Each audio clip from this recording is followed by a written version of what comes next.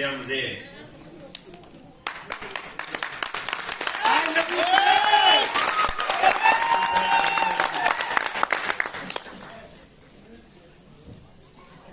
इंसान जब आरसीएम में ज्वाइन होता है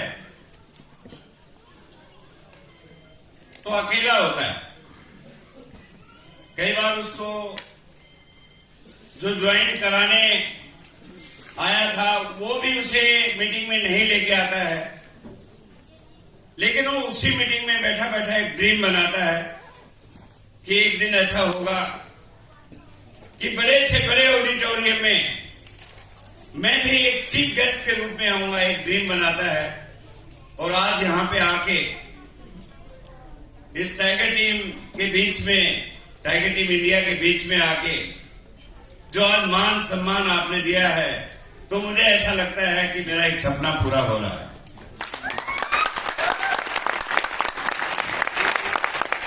और मैं आप सभी से खुले दिल से एक बात कहना चाहता हूं कि इस आरसीएम में ताकत है। यहां पे बैठा हर व्यक्ति अपने सपने को पूरा कर सकता है। एक सपना बनाइए आज यहां से। आज मैं आपके बीच में 1-1.5 घंटा बातें करूंगा क्योंकि आज ये पूरा परिवार मेरा अपना परिवार है। आज मैं दिल से बातें करूंगा। क्या आप दिल से बात सुनना चाहते हैं? दोस्तों, ये एक ऐसा प्लेटफॉर्म है जहां पे कोई व्यक्ति एक लास्ट की सीट से उठ के यहां तक पहुंचता है। ये कोई पॉलिटिकल प्लेटफॉर्म नहीं है कि एक शिक्षा मंत्री अनपढ़ हो सकता है पॉलिटिक्स में। हो सकता है नहीं? कई बार ऐसा होता है कि जो स्वास्थ्य मंत्री है उसके हजारों बीमारियां हो सकती हैं और वो स्वास्थ्य मंत्री बन सकता है। बन सकता है नहीं? लेकिन आरसीएम के अंदर स्टार रूबी वही बन सकता है, करोड़पति वही बन सकता है जो वहां से चल के और यहां तक बहुत धक्के खा के आता है। आज से 16 साल पहले में भी आपका एक हिस्सा था यहाँ। जैसे आप आज यहाँ पे आए हैं, कितने भाई बहन हैं जो पहली बार आज इस ऑडिटोरियम में आए हैं, ऐतिहासिक जगह। एक बार जोरदार ताली आपका यहाँ इस परिवार में आने का।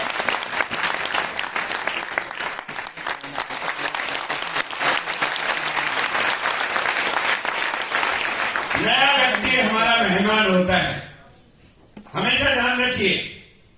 मैं तो आपसे बार बार मिलता हूं, जब नया व्यक्ति आए तो उसे दिल से लगे वही हमारा मेहमान है। और दोस्तों, जो भी यहाँ पे आज आया है, एक बात ईमानदारी से कह रहा हूं, मैं अपने 16 साल के आरसीएम के कैरियर में आप अपनी मर्जी से नहीं आए। ये मैं अपनी स्टोरी में बताऊंगा कि क्यों ऐसा मैं बोल रहा हूं।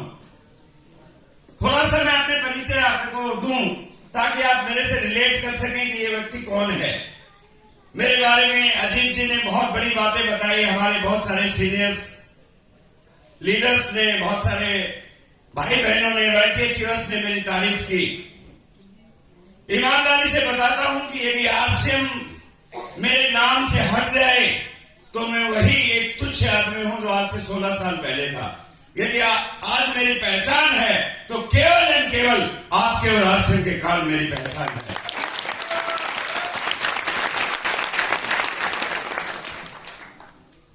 सोलह साल पहले मैं एक प्राइवेट सेक्टर में नौकरी कर रहा था। अचानक एक व्यक्ति ने मुझे आरसीएम के बारे में बताया। मेरे परिवार में, मेरे समाज में, मेरे रिश्तेदार में, मेरे दोस्त में, मेरे पड़ोसी में कोई भी डायरेक्ट सेलिंग नेटवर्क मार्केटिंग को नहीं जानता था। मैं भी नहीं जानता था। पहली बार मेरे को किसी व्यक्ति ने डायरेक्ट सेलिंग के बारे में बताया, क्योंकि मेरा बैकग्राउंड फौज का रहा है। मैंने 16 साल इंडियन नेवी में काम किया है। बहुत छोटी उम्र में मैं इंडियन नेवी में चला गया था। 17 साल की उम्र में मैं नेवी में लगा। वो एक जमाना था 1980 से पहले का, जब नौकरियों की हिंदुस्तान में कोई प्रॉब्लम नहीं होती थी। हमारा 7 बहन भाइयों का परिवार था। हरियाणा में महेंद्रगढ़ जिला है, वहां का मैं रहने वाला हूं। 7 बहन भाइयों का परिवार और कमाने वाले अकेले पिताजी। मेरे से बड़ी 3 बहनें थी, चौथा नंबर मेरा था।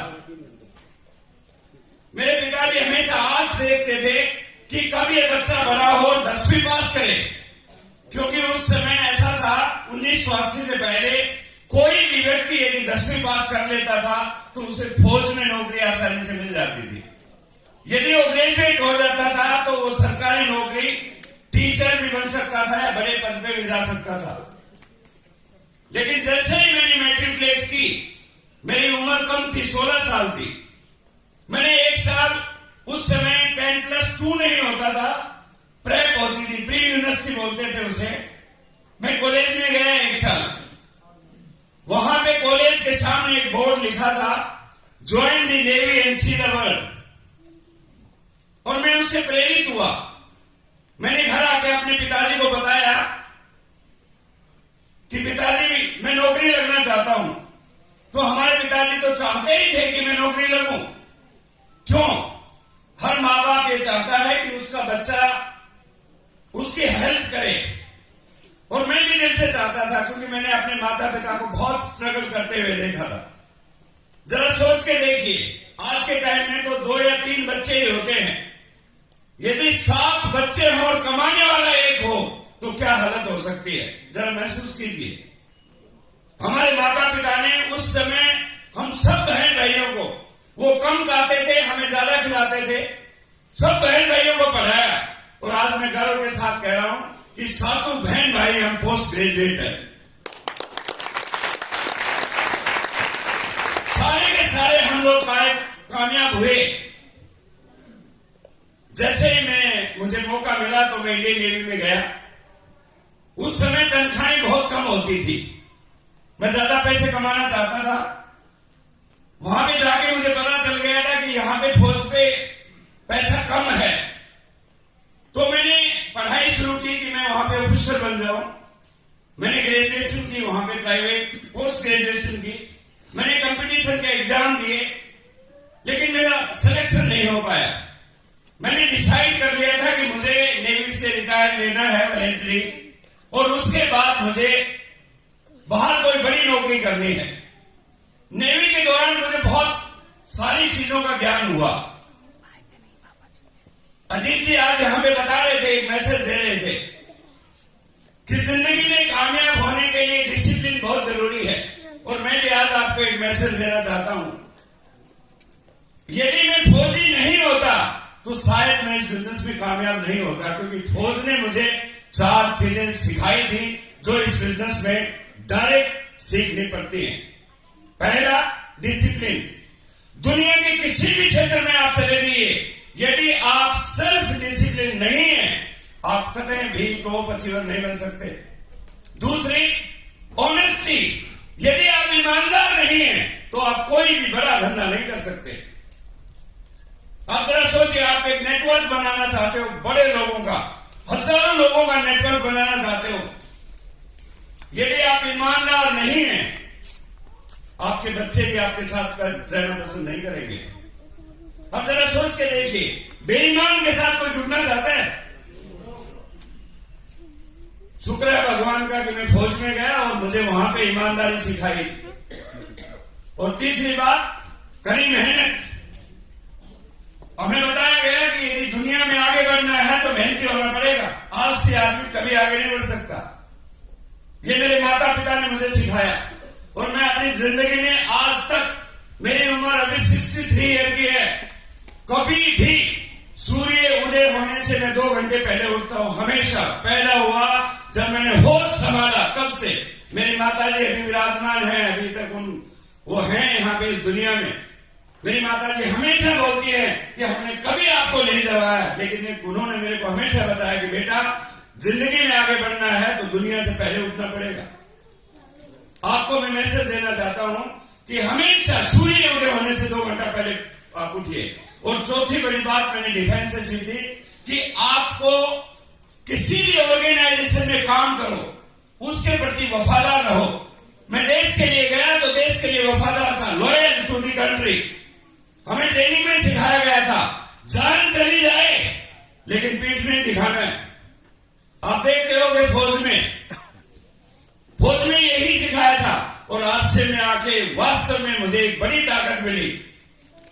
मैं हमेशा याद करता था जब चैलेंज होता था लोग कंपनी बदल लेते हैं, लेकिन मैंने कसम खाई थी रामकिशन मरते दम तक केवल आशीर्वाद करेगा। इसलिए मैं जिस कंपनी के साथ आप जुड़े हो उसके प्रति लॉयल होगे तो परमात्मा आपको हमेशा उन्नति देगा। डिफेंस के कारण मुझे 4 चीजें मिली दोस्तों। वहां पे ज्यादा उन्नति नहीं हो रही थी, वॉलंटरी रिटायरमेंट लिया, नेवी में बहुत कुछ सीखा, बाहर जाने का मौका मिला, विदेशों में जाते थे, बड़े बंगले, बड़े घर, बड़ी गाड़ियां देखते थे, लेकिन तनख्वाहें 300 रुपए, 400 रुपए, 500 रुपए होती थी। जो मेरे साथी यहां पे होंगे जिनकी उम्र 60 साल से ज्यादा है, आज से 30 साल पहले तनख्वाहें बहुत कम होती थी, लेकिन कोई सोर्स नहीं था, क्या करें। बहुत बार मैं आप सभी को ये बोलता हूं अपने मीटिंग सेमिनार में कि आज से एक अपॉर्चुनिटी है। बाहर बहुत सारे लोग काम करना चाहते हैं, बड़े पैसे कमाना चाहते हैं, लेकिन अपॉर्चुनिटी नहीं मिलती। और मैंने वहां से नेवी से बहुत कुछ सीखा, विदेशों में गया, लाइफस्टाइल देखी लोगों की, स्ट्रगल भी मैंने देखा। जब हम बहुत छोटे थे, 17-18 साल के, और समुद्री जहाज में जाते थे तो मॉनसून का जब सीजन होता था, जब बारिश होती थी, जहाज ऐसे आ जाता था, ऐसे नीचे, कई कई दिन तक जो खाते थे वही बाहर आ जाता। बहुत स्ट्रगल देखा, लेकिन हमने कसम खाई थी छोड़ेंगे नहीं। नेवी का टेन्योर है 16 साल में पूरा करूंगा ताकि मैं पेंशनर बन जाऊं। बहुत स्ट्रगल मैंने देखा, बहुत सीखा मैंने, और वापस 16 साल के बाद आया। बाहर आने के बाद, उससे पहले मैंने 1994 में MBA कर लिया था। हिंदुस्तान में MBA की डिग्री उस समय बहुत वैल्यू रखती थी।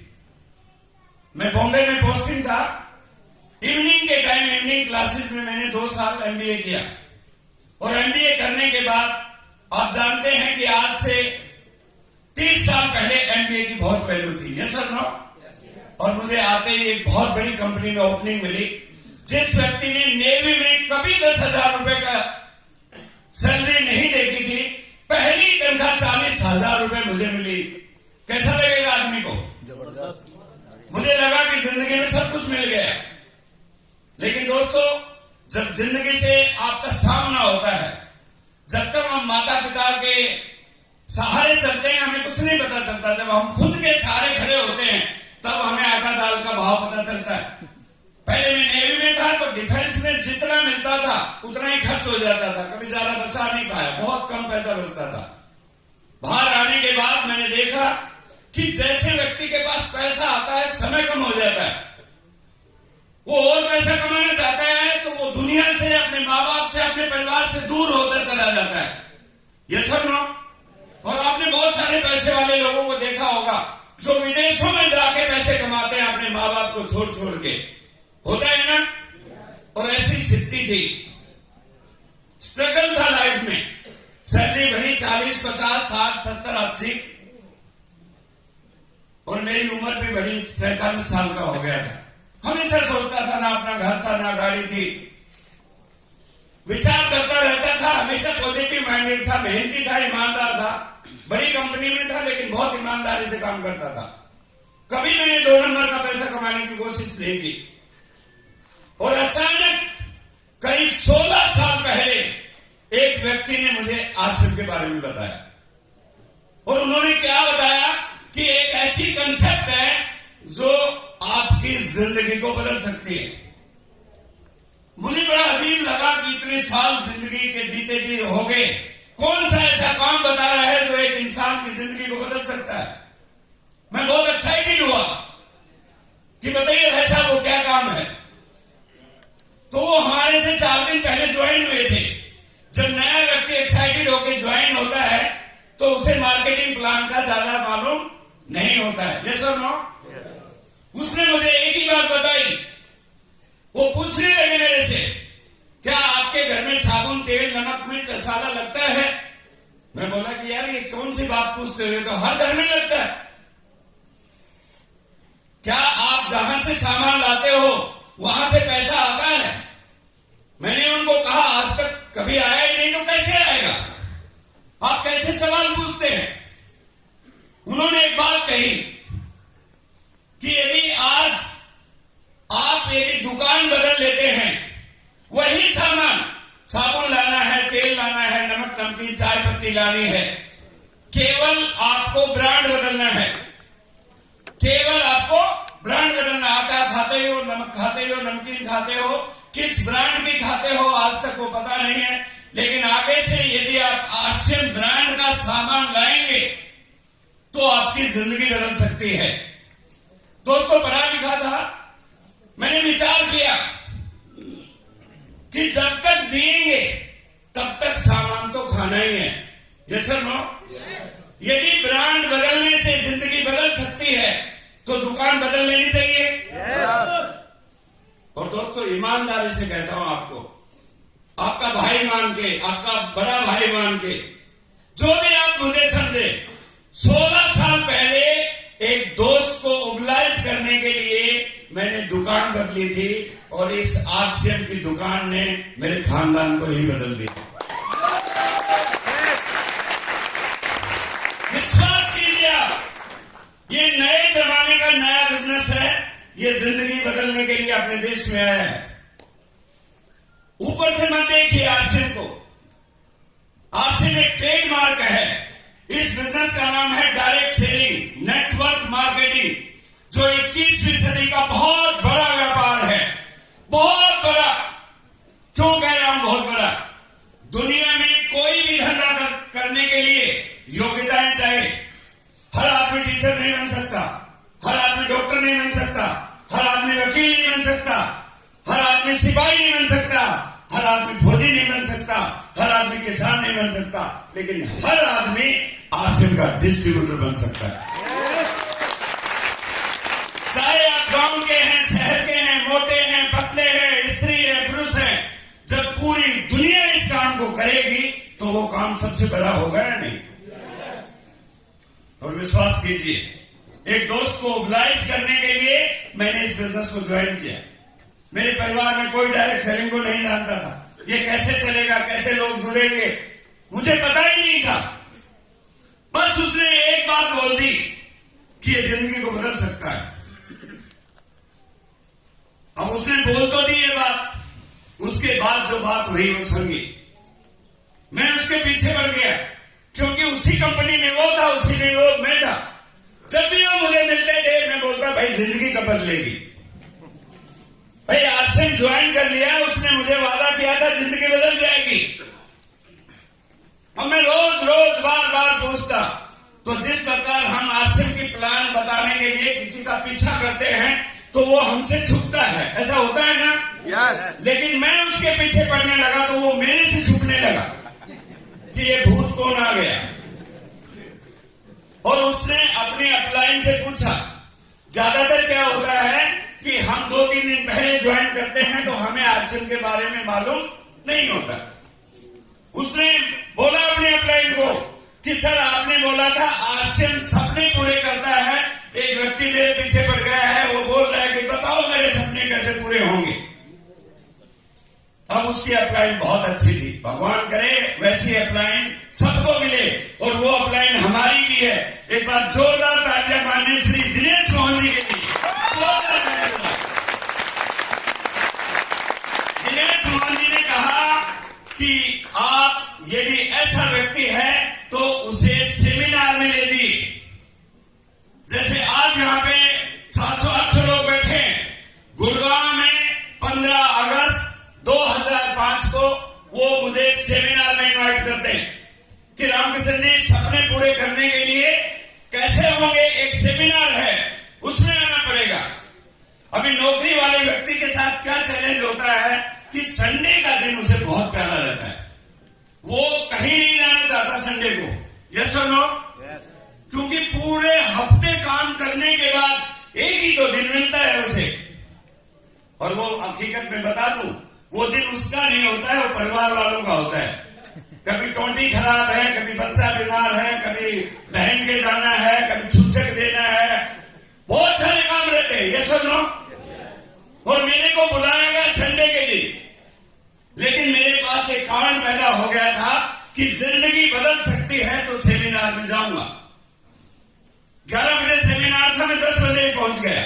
जाके देखा जो जगह बताई थी कोई भी नहीं था। मैं देखा कि यार धोखा दे रहे लोग। आरसीएम के सेमिनार में टाइम से 1 घंटा पहले कोई नहीं आता। आज बताता हूं, जो 1 घंटा पहले आता है उसका रूबी बन जाता है। पूरा अंदर जाके देखा, कुर्सियां तो लगी हुई थी लेकिन था कोई नहीं।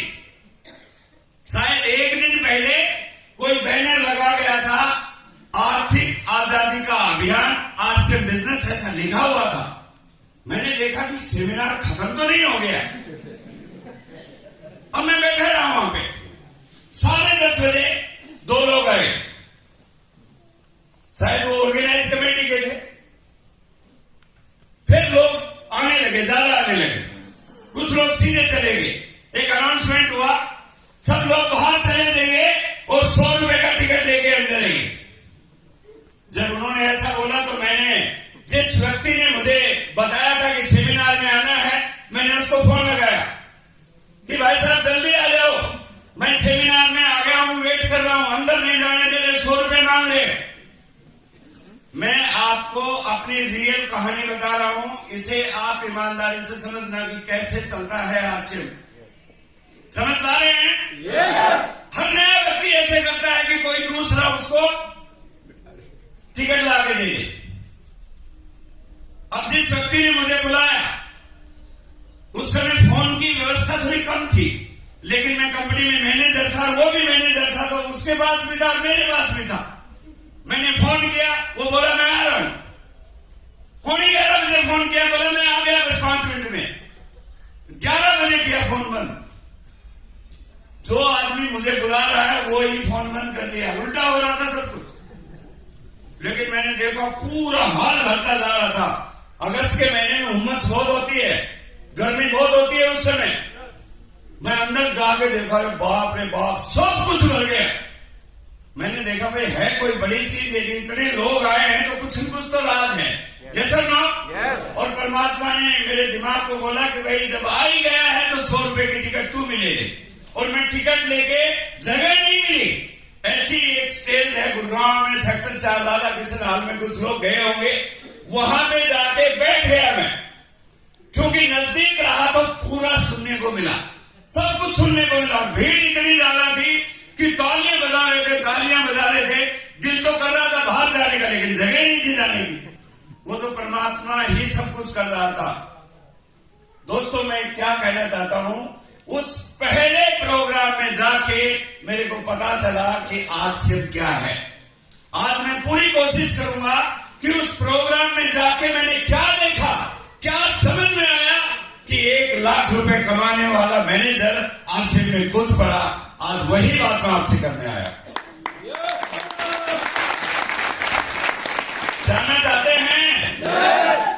इसीलिए मैं बोलता हूं कि ये बिजनेस आपके चाहने से नहीं होगा। आप ये मत सोचना कि आप इस बिजनेस में अपने आप आए हो। कोई आया था मुझे भी छोड़ने, और कमाल की बात है वो व्यक्ति आज तक दोबारा आरसीएम में नहीं आया, और मैंने आरसीएम से 7 करोड़ रुपए कमाया। पता नहीं कहां चला गया, छोड़ के चला गया। भगवान का बंदा था वो। जिस भी व्यक्ति ने आज यहां पे बुलाया है, उसको ये समझ लेना कि परमात्मा आपको कुछ देना चाहता है। आंखें और कान खुले रखना। हम जिस देश में हैं वहां पे बताया गया कि यदि मेंटर आपको गुरु सही मिल जाए तो आप गुरु से भी आगे निकल सकते हैं। आज मेरे को एक भेंट दी गई गुरु द्रोणाचार्य की। गुरु द्रोणाचार्य केवल पांडवों और कौरवों के गुरु थे। यस और नो? एक एकलव्य वहां पे चला गया कि गुरुजी मुझे भी शिक्षा दो धनुष बाण चलाने की। बोले भाई नहीं, आप तो निम्न जाति के हो, तो जी मेरे को कौन शिक्षा देगा? बोला आप मेरी प्रतिमा बना लो, मैं आपको एक मूर्ति का रूप गुरु में रहूंगा। और आप भी प्रैक्टिस करो, आप भी सीख जाओगे। और आप सभी को मालूम है, उसने गुरु द्रोणाचार्य की मूर्ति को गुरु मान लिया और उस गुरु मान के इतना माहिर हो गया कि वो अर्जुन से भी धनुधर में आगे निकल गया। ये तो अलग बात है कि उस जमाने का वो गुरु ऐसा था। मैं तो बोलता हूं कि द्रोणाचार्य को अत्याचार नहीं करना चाहिए था कि अंगूठा मांग लिया था। आज यदि जो मेरी बताई हुई बातें आज समझ जाओगे, मैं परमात्मा को साक्षी मान के कहता हूं, यहां पे बैठा हर व्यक्ति अगले कुछ सालों में यहां पे पहुंच जाएगा और करोड़ों रुपया महीना कमाएगा। इतनी ताकत है। तैयार है जाने के लिए? दोस्त को ऑब्लाइज करने के लिए ज्वाइन किया, मैं मीटिंग में आ गया। मीटिंग में ऐसी बातें बताई कभी जिंदगी में सुनी नहीं थी। एमबीए किया हुआ था, मारुति उद्योग में मैनेजर था, विदेशों में गया हुआ था। उन्होंने एक ऐसी बात बताई जिसने मेरे दिमाग में हलचल पैदा कर दी कि network marketing, RCM business, direct selling एक ऐसा काम है, यदि आपने इस काम को कर लिया तो यहां पे एक ऐसी इनकम पैदा होगी जिसे बोलते हैं रॉयल्टी इनकम।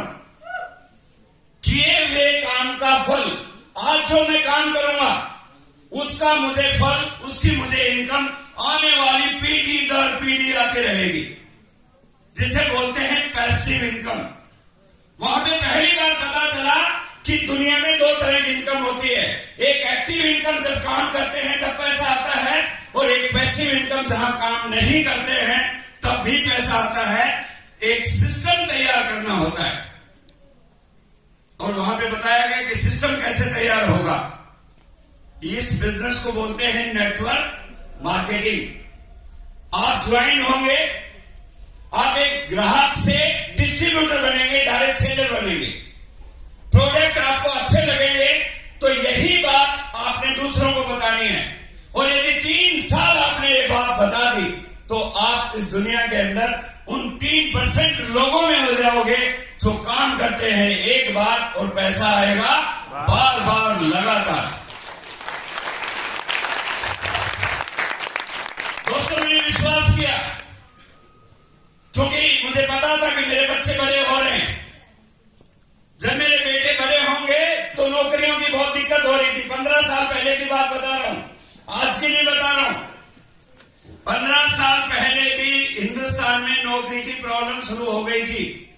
मैं सोच रहा था कि बच्चा एमबीए कर रहा है, यदि बच्चा पढ़ाई कर रहा है तो जरूरी नहीं कि एक टीचर का बेटा टीचर होगा। कोई जरूरी है?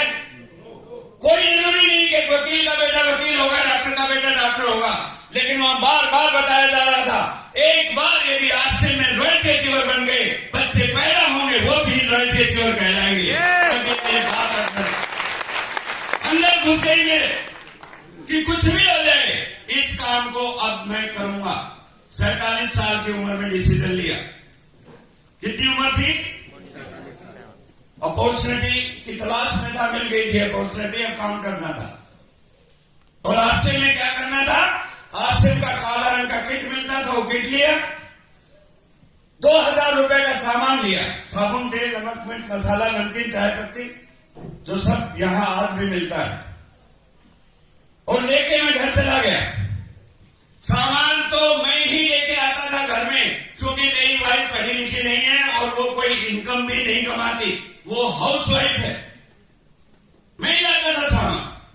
मैं सामान लेके चला गया, सामान यूज कर लिया गया घर में।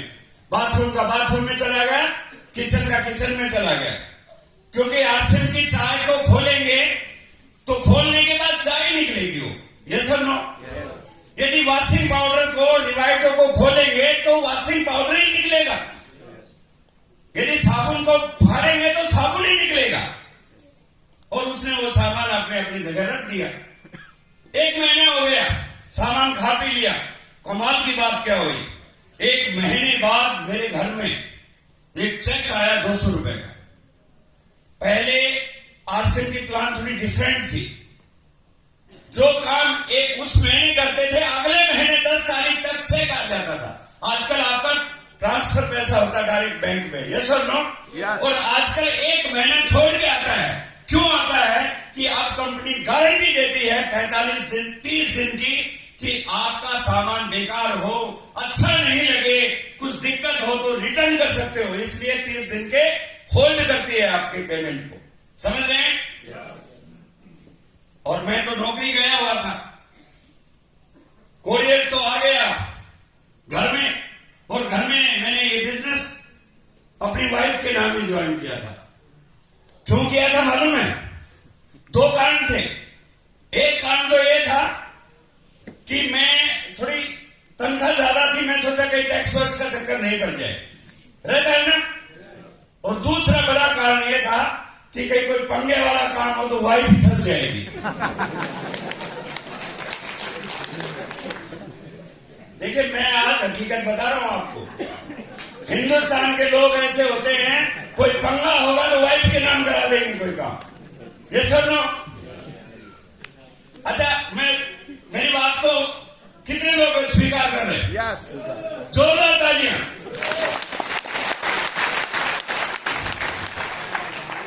जब कोरियर घर में आ गया तो मेरे बच्चे ने कोरियर खोला और उस पर देखा शिमला देवी 220 रुपया। अपनी मम्मी को बोलने लगे कि मम्मी तेरे नाम 220 रुपए की लॉटरी निकली है। बच्चे को भी क्या पता क्या है। मम्मी ने बोला कि लॉटरी तो मेरे को पता नहीं क्या होती है। उसने ठीक से पढ़ा नहीं बच्चे ने। मैं घर आया तो मेरे को बताया कि पापा 220 रुपए मम्मी के नाम निकले।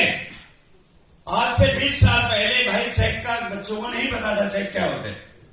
मैंने वो लिफाफा देखा, उस पर लिखा हुआ था fashion shooting private limited Bhilwara Rajasthan art से बिजनेस, और उसके अंदर एक पर्ची आई थी कि आपने 2200 रुपए का सामान खरीदा था, 10% पैसा आपको डायरेक्ट आपके चेक भेजा जाता है। मुझे बड़ी खुशी हुई और मैंने वाइफ को बताया कि मैंने एक बिजनेस ज्वाइन किया है और बिजनेस तेरे नाम ज्वाइन किया है और हर महीने पैसे आएंगे। वो बोली बहुत खुशी की बात है, लेकिन मेरे नाम तो अकाउंट ही नहीं है। अब उसका अकाउंट खुलवाया गया और उसमें चेक डाला, पैसे मिले, और 2-3 दिन के बाद वो कहने लगी वो पैसे निकाल के लाओ मेरे को दो। मैंने पैसे निकाल के उसके हाथ में दिए। उसको यकीन हो गया कि कोई ये बिजनेस है। समझ रहे हैं दोस्तों? आप मेरी कहानी से सारी एक्शन को समझ जाएंगे, लेकिन बात यहीं खत्म नहीं हुई। मैं अपनी ड्यूटी चला जाता था, बहुत एक्साइटेड था। बिजनेस मेरे थोड़ा थोड़ा समझ में आने लगा, मैं इसको सीखने लगा, किताबों से सीखने लगा। जो लोग आश्रम से जुड़े थे उनसे बात करने लगा कि यार मेरे को 220 रुपए आए, ज्यादा कैसे आएंगे? क्योंकि सेमिनार में एक व्यक्ति बता रहा था कि मेरे को इस बिजनेस में 3 साल हो गए काम करते करते और 50,000 रुपए आए। मैंने बोला कि यार ये बोल रहा था 3 साल में 50,000 आ सकते हैं। फिर मैंने उस व्यक्ति को पकड़ा जिसने मुझे ज्वाइन कराया था। उनको भाई वो बोल रहे थे 50,000 आ सकते हैं, और मेरे को बताइए मेरे 220 आए हैं। वो बोला तेरे 220 कैसे आ गए? मेरे तो नहीं आए, क्योंकि उसने सामान ही नहीं खरीदा था। जो सामान नहीं खरीदेगा उसको पैसा नहीं आएगा। ये बात समझ लो आज से। मैंने बोला भाई मुझे नहीं पता कैसे आए, मैंने सामान खरीदा है। और उन्होंने मेरे को एक ही बात बताई कि भाई ऐसा है, सेमिनार में जाएंगे तो और ज्यादा आएगा, पता कर लीजिए। और मैंने पता किया दोस्तों जाके कि जितने ज्यादा लोगों को आप बताएंगे उतनी ही ज्यादा आपका नेटवर्क बनेगा, वो भी सामान खरीदेंगे तो आपके घर में इनकम आने लगेगी। ये सुनो, अब मैंने अपनी वाइफ को बोल दिया कि हम दोनों मिलकर लोगों को बताएंगे। अब हम बताने लगे तो बताएं सबसे पहले किसको? मैं बोला कि भाई अपने साले को ही बता देते हैं सबसे पहले। और मैंने अपने साले को बुलाया कि भाई ऐसा है 220 रुपए आए हैं, केवल मात्र आपने सामान खरीदना है, जो लाला की दुकान से खरीद तो वो से। वहां पे तो उसने कुछ नहीं बोला, मैं चला गया। जब पीछे आया और पीछे आके मेरी वाइफ को बोलता है आगे ये बिजनेस है ना फंसाने का है। मेरी वाइफ बोली मेरे नाम इसलिए कराया फंसाने के लिए। बोलते मेरे पहले ही शक था कि आदमी कुछ न कुछ पंगा करेगा। औरतें अपने आदमी को सबसे बेकार समझती हैं। अच्छी बात नहीं कह रहा हूं क्योंकि मेरी घरवाली साथ नहीं, इसलिए कह रहा हूं। वो आई व्यक्ति नहीं कहता।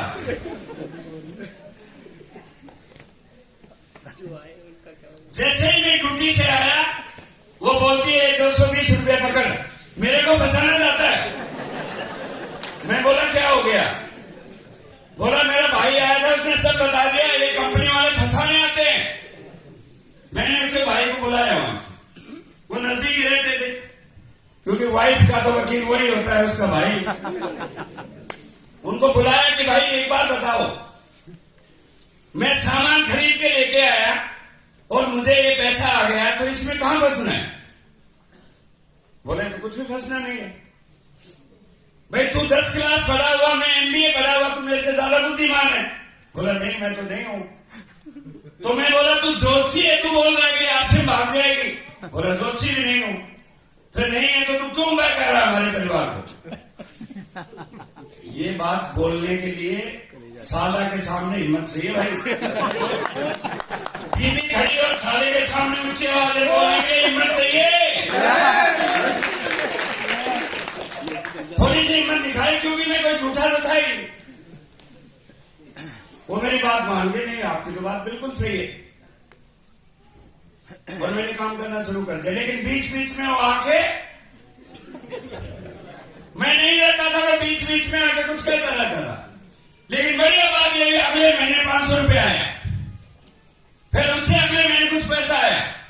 रोज घर में तनाव रहने लगा। कारण क्या था कि पहले जब मैं ड्यूटी जाता था, ड्यूटी से 6 बजे आ जाता था, आने के बाद नहा धो के चाय पी के हम दोनों हस्बैंड वाइफ मार्केट में जाते थे सब्जी खरीदने। सब्जी का बैग मैं उठाता था, वो मेरे साथ साथ चलती थी। अब 6 बजे के बाद मैं ऑप्शन की प्लान दिखाने जाता था, अब वो अकेली पड़ जाती थी। अब कोई है ही नहीं उसके साथ जाने के लिए, तो दिक्कत तो होगी ना। ये दिक्कत आपके साथ भी होगी, मैं बता रहा हूं, ऐसी दिक्कतें होंगी, हो रही है कुछ कुछ को।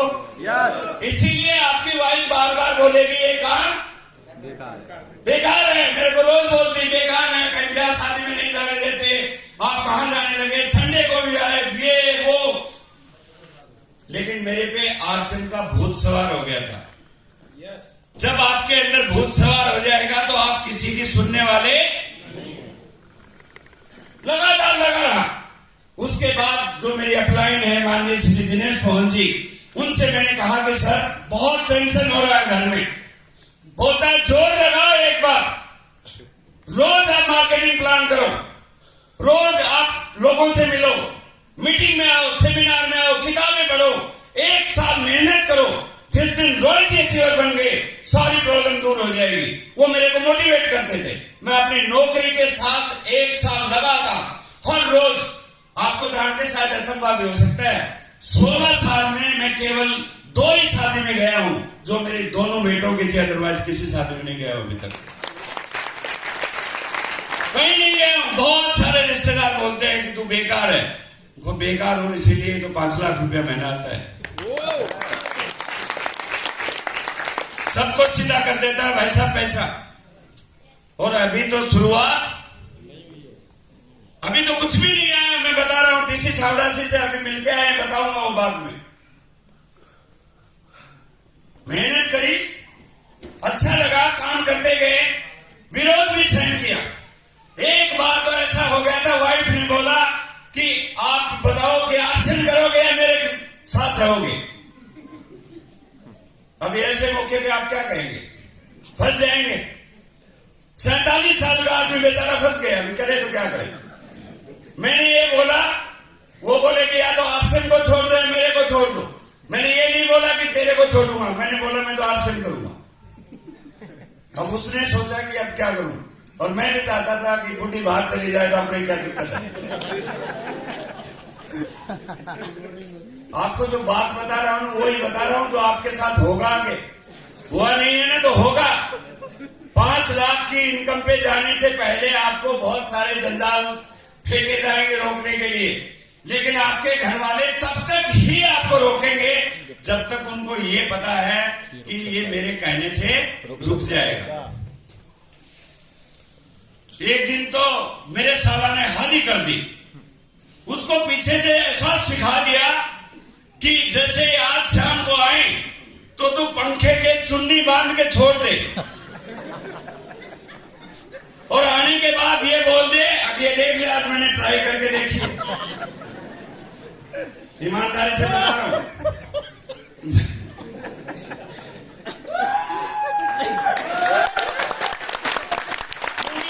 दिल से बात करना चाहता हूं, दिल से। बहुत कोशिश की छुटाने की, लेकिन मैंने छोड़ी नहीं। फिर मैंने अपने बड़े बेटे जो आशीष कुमार इस समय रूबी अचीवर है, मैंने अपने बेटे को आपसे में मिलाया। वो पढ़ा लिखा था, हाईली एजुकेटेड था, चार्टर्ड अकाउंटेंट का कोर्स कर रहा था। मैंने बताया कि बेटे बताओ ये सिचुएशन है। उन्होंने मेरा पक्ष लिया और जब घर में आपका एक भी वोट हो गया तो ताकत आ जाती है ना। बस फिर ताकत आ गई। फिर हमने दोनों ने मिलकर काम किया और 2 साल के बाद मैं रॉयल्टी अचीवर बना। और रॉयल्टी अचीवर बनने के बाद पहली बार हमारे गुरुजी ने बोला कि रॉयल्टी अचीवर बन गए हो, अब आपका सम्मान होगा। इस दिन आप अपनी वाइफ को जरूर लेके आना। मैं बोलता था मेरी वाइफ बहुत नेगेटिव है सर, लेकिन मेरा बेटा मेरे साथ था। उसने बोला मम्मी आज आपको जरूर चलना है, इसके बाद हम आरसीएम छोड़ देंगे। तो उसको कहने खुश करने के लिए वो लेके आ गए। और जब उस मीटिंग में लेके आए, आरसीएम की मीटिंग में, और रॉयल्टी अचीवर का क्या हाल होता है आपको पता है ना। इतनी मालाएं डालते हैं, जैसे मेरे को डाली है ना, इससे ज्यादा मालाएं मेरी वाइफ को डाली गई। उसको माइक दिया गया, लेकिन आपको पता है जैसे वो बहन जी हैं, मधु बहन जी नहीं बोल पाई, वो भी बोल नहीं पाई। लेकिन ये बहुत बढ़िया काम हुआ, ईमानदारी से बताता हूं। घर पे जाने के बाद पहली बार मेरी वाइफ ने कहा कि मुझे आज पता चला है तू भी कोई चीज है।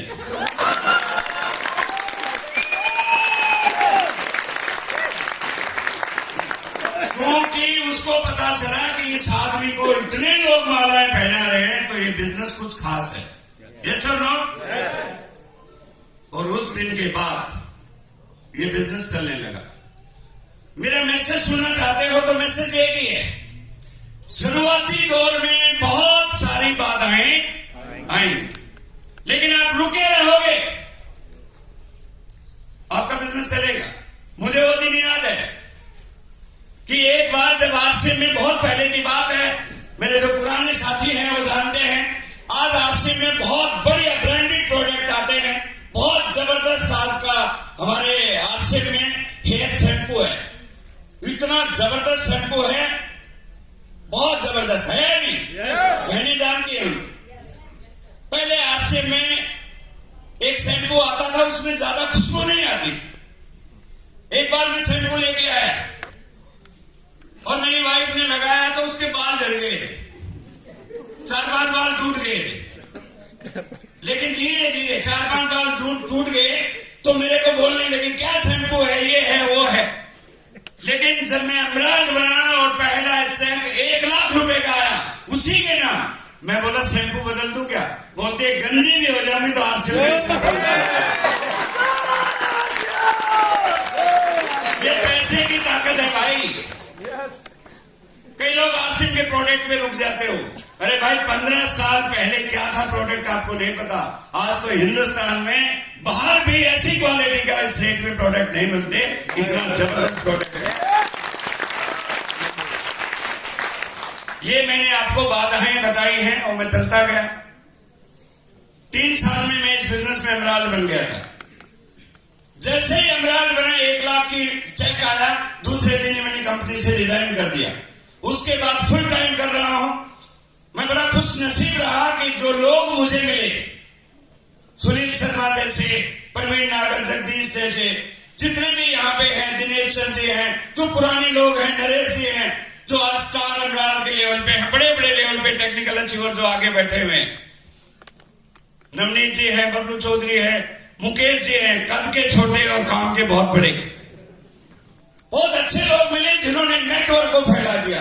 और आपको बता दूं, जिस जगह मैं बैठा हूं, ऐसे पूरे इंडिया में 50 से ज्यादा शहर हैं जहां पे मीटिंगें होती हैं अपनी। टाइगर टीवी का डंका है वहां पे, और धीरे धीरे बिजनेस इतना तेजी से बढ़ रहा है। करना चाहिए इस काम को। सबसे बड़ी खूबी इस काम की है कि ये आपकी लाइफ को टेंशन फ्री कर देता है। दुनिया में देख लीजिए, कोई भी व्यक्ति यदि किसी भी धंधे को करता है, पैसा कमा सकता है, कोठी बना सकता है, गाड़ी खरीद सकता है, बंगले खरीद सकता है, लेकिन टेंशन फ्री जिंदगी नहीं सो सकता। जैसे ही कोरोना आया, हजारों लोगों को टेंशन हो गई, अभी तक वो टेंशन खत्म नहीं हुई है। यस और नो? लेकिन आज से में जिस दिन आप इस बिजनेस में टेक्निकल अचीवर बन गए, उसके बाद टेंशन आपकी जिंदगी में, आपकी आने वाली पीढ़ी से गायब हो जाएगी। करना चाहिए आरसीएम। बहुत कुछ देगा। आज सम्मान देखिए, आज कितना राजाओं जैसा सम्मान। किसी आदमी को मैंने नहीं ज्वाइन किया, यहां पे बैठा है। और आज आपको एक गहरी बात बोल देता हूं, ये मत सोचना जिस व्यक्ति को आप ज्वाइन कराते हो वो आपको डायमंड बनाएगा, ये आपकी सोच से परे है। जो आज रॉयल्टी और टेक्निकल अचीवर है, मैंने एक को भी ज्वाइन। आपको तो वो व्यक्ति डायमंड बनाएगा जिसको आप जानते भी नहीं होंगे, लेकिन वही बनेंगे जो इस सिस्टम में जुड़े रहेंगे और अपनी जिंदगी भर इस काम को करेंगे, वो आखिर में डायमंड बनेंगे। मान सम्मान, पहचान, समय, सर्कल, सिक्योरिटी सब कुछ मिलेगा जो एक लाइफ में चाहिए। जीते जी मैं बोलता हूं, यदि स्वर्ग देखना है तो आरसीएम कर लीजिए। बाहर के कितने भी धंधे हैं जहां पैसा आता है, बहुत मुश्किल है दोस्त। 3 काम मैंने अपनी जिंदगी में किए हैं, मेरे पास अनुभव है। गवर्नमेंट जॉब मैंने कर ली है। आप सभी मुझे ईमानदारी से बताइए, गवर्नमेंट जॉब कम हो रही है, बढ़ रही है? कम नहीं हो रही, बंद हो रही है। आपके लिए सूचना बता देता हूं लेटेस्ट, गवर्नमेंट जॉब बंद हो रही है। प्राइवेट जॉब में सिक्योरिटी नहीं है। फैक्ट्री कभी भी बंद हो सकती है और आपको बोला जा सकता है कि जाओ अपने घर। यस और नो? गवर्नमेंट मैंने कर ली, प्राइवेट मैंने कर ली। मारुति में जब काम नहीं होता था, गाड़ियां नहीं बिकती थी, नोटिस लगा दिया जाता था कि ये लोग 3 महीने नहीं आएंगे। कैजुअल वर्कर को बाहर कर दिया जाता है कि कल से काम खत्म। बिजनेस करना बहुत मुश्किल है, इतना कंपटीशन है कि पूछो मत। आपको पता होगा कोरोना के बाद आगरा और कानपुर जूतों के लिए प्रसिद्ध है, लेकिन कोरोना में सबसे ज्यादा सब्जी बेचने वाले आगरा और कानपुर में हो गए। जूते बेचने वाले, जूतों का व्यापारी बंद हो गए, जूते के कारखाने बंद हो गए, चूड़ी के कारखाने फिरोजाबाद में कांच के कारखाने बंद हो गए। लोग क्या करें? आप अपने शहर में देख लीजिए, हर तीसरी दुकान सब्जी वाले की है। ये सुनो, कहां से आए वो लोग? जो लोग बड़ी बड़ी नौकरी करते थे, नौकरी नहीं है, भाई क्या करें, खर्चा कैसे चलाएं? करना चाहिए आपसे। मान सम्मान, पहचान, इज्जत सब कुछ मिलेगा। अब बात करते हैं क्या करेंगे, कैसे आप कामयाब होंगे, जानना चाहते हैं? ईमानदारी से बताइए कि कितने लोग ऐसे हैं जो 5 लाख रुपया महीना स्टार रूबी पे जाना चाहते हैं? एक बार जोरदार ताली म्यूजिक के साथ, जोरदार ताली बजा दीजिए। ताली नहीं बज रही तो 5 लाख कैसे हैं भाई? Yes yes yes yes yes yes yes.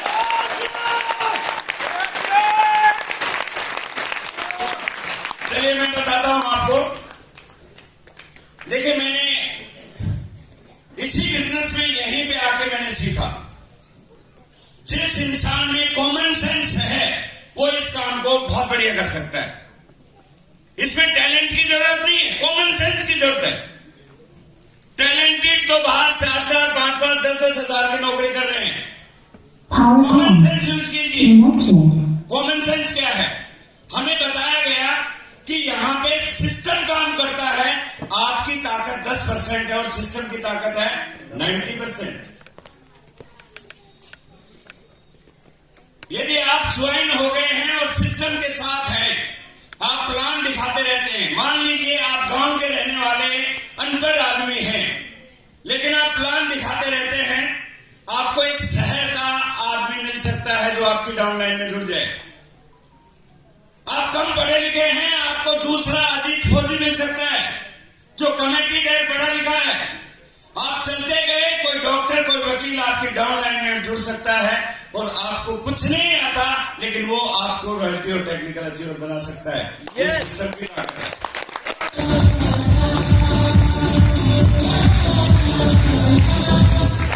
बाहर किसी भी धंधे में ऐसा संभव नहीं है, खुद को ही सारा काम करना पड़ेगा। बाहर यदि आप वकील हैं तो खुद को ही करना पड़ेगा, दूसरा आपकी जगह नहीं जा सकता। आप डॉक्टर हैं तो आपको ही काम करना पड़ेगा। कई लोग बोलते हैं कि मेरे पास डिग्री है। मैं एक बात आज आपके दिमाग से निकालना चाहता हूं, केवल वकील बनने से पैसा नहीं आता, केस लड़ने से पैसा आता है। केवल डॉक्टर बनने से पैसा नहीं आता, आपको जाके इलाज करना होगा मरीज का। केवल टीचर बनने से पैसा नहीं आएगा, स्कूल में बच्चों को पढ़ाना पड़ेगा। केवल बिजनेस ज्वाइन करने से पैसा नहीं आएगा, बिजनेस में काम करने से पैसा आएगा। ये सिद्धांत है। मैंने आरसीएम ज्वाइन करके मैं बैठा नहीं, क्योंकि मुझे बताया गया था ये बिजनेस है, आपको रोज काम करना पड़ेगा। इसलिए आज भी मैं इसमें काम करता हूं। करना चाहिए। yes. हर धंधे के सिद्धांत है। आरसीएम के कामयाब लोगों ने 21 साल में 8 कोर स्टेप बताए हैं। मैं आज पूरा डिटेल में नहीं बताऊंगा। जो भी व्यक्ति आज यहां पे बैठा केवल 3 काम कर लेगा, मैं स्टैम्प पेपर पे लिख देता हूं, अगले 3 साल में वो इसी स्टेज पे आके बोल सकता है कि मैं स्टार रूबी हूं। इतनी ताकत है उन 3 कामों में। वो 3 काम आपकी जड़ें मजबूत कर देंगे, और जब जड़ें मजबूत हो जाएंगी, पिलर बन जाएंगे, तो महल तो बन जाएगा। यस और नो? यस। जानना चाहते हो 3 काम क्या है? yes. पहला काम, अपने घर के सारे प्रोडक्ट जो आरसीएम में हैं, वो आपके घर में पहुंच जाने चाहिए। कई लोग बोलते हैं सर मैं 6 साल से जुड़ा हूं, मेरी रॉयल्टी नहीं आ रही। मैं बोला आप कल मिलना।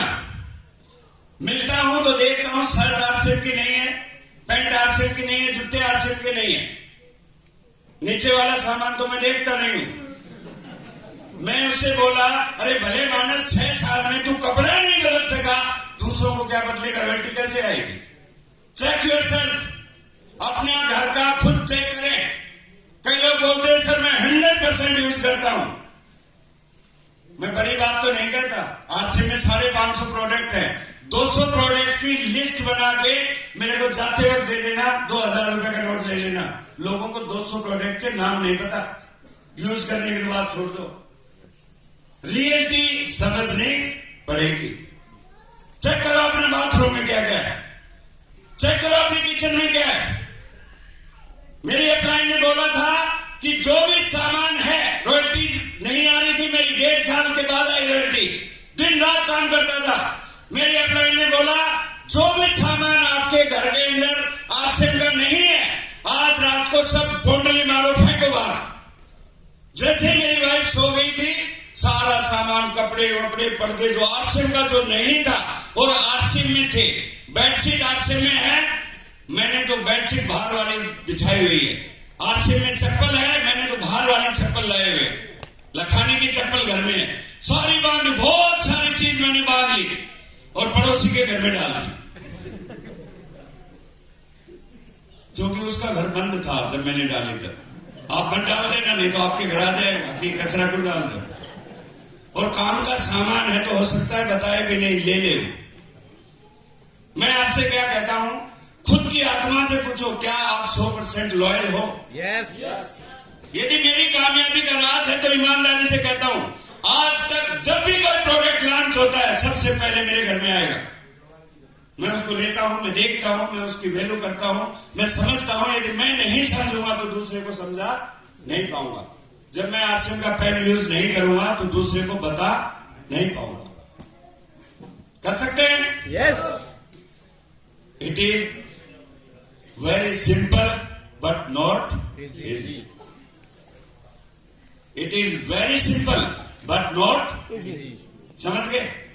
देखने में बहुत सरल है लेकिन करने में आसान। पहला एक कारण है, मैं बोल देता हूं, लिख देता हूं स्टाम्प पेपर में, तो सारे के सारे लोग यदि इस काम को कर ले तो मैं अजीत जी कहता हूं कि अगले 3 साल में यहां पे स्टार रूबी बैठे रहेंगे, यहां पे स्टार रूबी नहीं रहेंगे।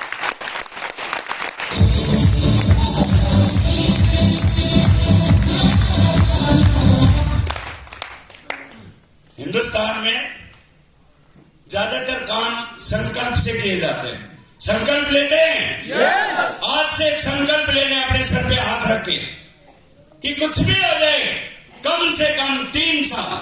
जो कमिटमेंट वाले हैं वो तो जिंदगी भर यूज करते हैं, मुझे पता है। कम से कम 3 साल मुझे आसिम के प्रोडक्ट यूज करने हैं। 3 साल में आपके पास जब माल आने लगेगा, 1 लाख रुपया महीना आएगा, तो फिर बंद कर दोगे क्या? और बढ़ा दोगे, राइट, सही बात।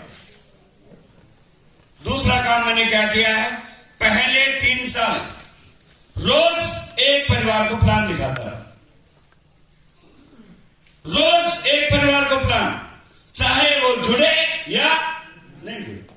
अभी मेरी लिस्ट में तो 30 आदमी थे, अब 30 में से 4 ज्वाइनिंग हो गए, बाकी है ही नहीं, तो मैं कहां जाऊं? मैंने एक फार्मूला देखा, जो 4 ज्वाइन हुए थे उनकी भी 30 लोगों की लिस्ट बनाई। मैं नहीं देखता कि ये ज्वाइन कराएगा, ये प्लान दिखाएगा या नहीं, मैं उनकी लिस्ट पे काम करने लगा। उनकी लिस्ट पे काम किया तो 10 ज्वाइनिंग हो गई, फिर उन 10 की लिस्ट बनाई, फिर मैं उनके लिस्ट में काम किया, और लगातार 3 साल काम करने के कारण ये अगली लाइन में जितने भी बैठे हैं रॉयल्टी और टेक्निकल अचीवर मुझे मिल गए। ये है इस बिजनेस की ताकत। कर सकते हैं? आसान है नहीं? बाहर पैसा कमाना बहुत मुश्किल है, बता देता हूं। सामान यूज करना है, रोज एक प्लान दिखाना, और तीसरा काम जो करना है वो है, इस बिजनेस में हमें एक सुविधा दी जाती है, आपके अपलाइन मेंटर से सलाह ले। आपसे मैं एक ईमानदारी से एक बात कहता हूं कि आप दुनिया में कामयाब लोग उन लोगों को मानते होंगे जो अमीर हैं। अमेरिका में एक बिल गेट्स है, डोनाल्ड ट्रंप है, बहुत सारे लोग अमीर हैं, कामयाब लोग हैं। यदि आपको सलाह लेनी चाहिए तो कामयाब लोगों की लेनी चाहिए या अपनी गली में रामलाल है उसकी लेनी चाहिए? जब ये डायरेक्ट सेलिंग के बारे में दुनिया के कामयाब लोग बोल रहे हैं कि यही वो धंधा है जो आने वाले टाइम में चलेगा, जब हम ज्वाइन हो जाते हैं, जब नहीं चलता तो हम उनसे नहीं मानते, उनकी बात को नहीं मानते, हम रामलाल के पास जाते हैं, और वो रामलाल बोलता है मेरा साला जैसा, छोड़ दे, बेकार है, भाग जाएगी। बात समझ रहे हो? इशारा में कभी भी प्रॉब्लम आ जाए, बिजनेस डाउन हो जाए, अप हो जाए, लोग छोड़ जाए, अपने अपलाइन से सलाह लीजिए कि सर अब मैं क्या करूं। जितने भी टेक्निकल अचीवर हैं बड़े बड़े लेवल पे, अब मुझे गर्व है कि आज भी मेरे से पूछते हैं कि सर ये चैलेंज आ रहा है, मैं क्या करूं। जो मैंने जानता हूं मैं उन्हें बताता हूं। 3 काम कर सकते हैं? कर सकते हैं? और यदि 3 काम कर लिए ना, इतना पैसा आएगा, अकाउंट नहीं रख पाओगे आप। मुकेश जी ने बताया कि डायमंड की इनकम 1 लाख रुपए होती है। आने वाले 5 साल के बाद हिंदुस्तान में हर महीने 100 डायमंड बनने वाले हैं। ये टीसीजी ने कहा है कि 100 डायमंड बनने वाले हैं। और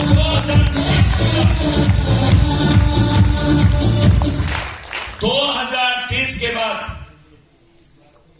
हिंदुस्तान का कोई ऐसा घर नहीं होगा जिसमें डायरेक्ट सेलिंग का लोग नहीं रहेंगे।